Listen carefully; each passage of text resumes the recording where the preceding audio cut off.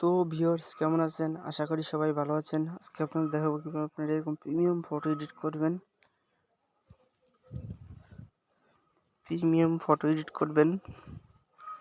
তো যারা 1 মিনিটে ফটো এডিট করতে চান তাদের জন্য এই ভিডিওটা। আপনারা দেখতে পাচ্ছেন এখানে অনেকগুলো প্রিসেট। তো এটা আমি কিভাবে করেছি সেটা আজকে আপনাদের দেখাবো। অ্যাপসটা কোথা থেকে ডাউনলোড করেছি সেটাও দেখাবো। এখানে দেখতেই পাচ্ছেন অনেকগুলো প্রিসেট, আপনারা যেটা খুশি সেটাই ব্যাকগ্রাউন্ড দিতে পারেন। তো এখান থেকে আমি অ্যাপসটি ইনস্টল করলে সেটা দেখাবো। এখান থেকে আপনারা গুগল প্লে স্টোরে চলে যাবেন। এখানে দেখতে পাচ্ছেন সার্চ আইকনে ক্লিক করে দেবেন।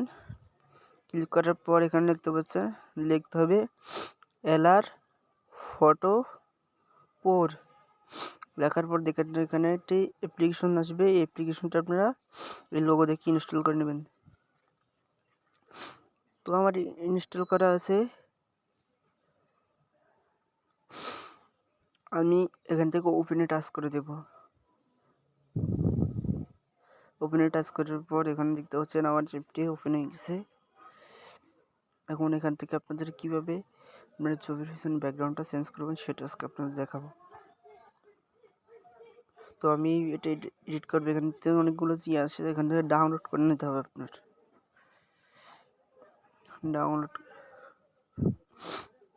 ডাউনলোড করার পর এখানে একটি অ্যাড আসবে।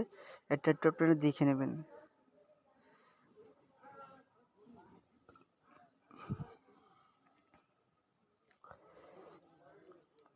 তো আমার অ্যাডটি দেখা শেষ। এখানে আপনার দেখাচ্ছে অ্যাড টু লাইটরুম। আপনাদের লাইটরুম অ্যাপটা আগে থেকে ইনস্টল করে রাখতে হবে। তো আমার লাইটরুম অ্যাপটি ইনস্টল করা আছে। তো এখান থেকে আমি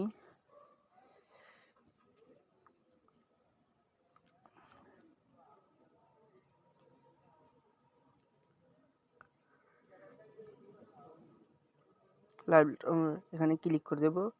ক্লিক করার পর এখানে এই যে LR এই লাইটরুম অ্যাপটাতে আমি টাচ করে দেব।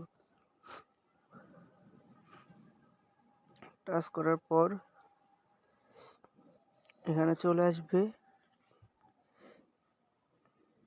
এই যে আমি এই ফটোটার ব্যাকগ্রাউন্ড চেঞ্জ করব, ওই এটাতে ক্লিক করে দেব। ক্লিক করার পর এখানে দেখতে পাচ্ছেন 3 ডট লাইন, এটাতে ক্লিক করে দেব।